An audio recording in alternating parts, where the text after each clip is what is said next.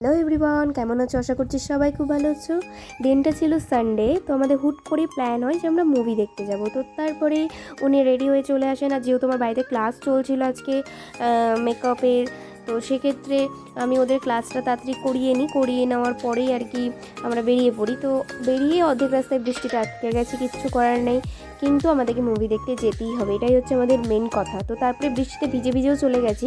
তো আমার যেহেতু ঠান্ডা লেগেছে, তো মাথায় বৃষ্টির জল পড়লে আরও ঠান্ডা লাগবে। তো গাড়ির ভেতরে দুটো জামা রয়েছিল, তার মধ্যে একটা আমি মাথায় দিয়েছিলাম, আর ও যেটা পরেছিল সেটা তো অলমোস্ট ভিজে গেছিলো। তারপরে আবার ওখানে গিয়ে চেঞ্জ করে নিয়েছিল।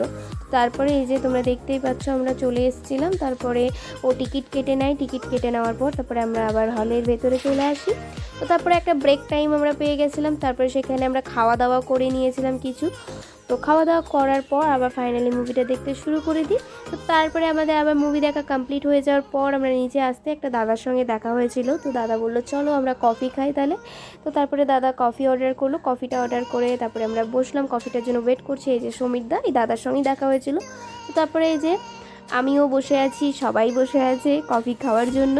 তো তারপরে কফিটাও অলমোস্ট চলে আসে, আমরা কফিটাও খেয়ে নিই। তো দেখো কতটা সুন্দর লাগছে ওদের, মানে আর কি কফির যে আর কি গ্লাসটা, সেটা তো ভীষণই সুন্দর।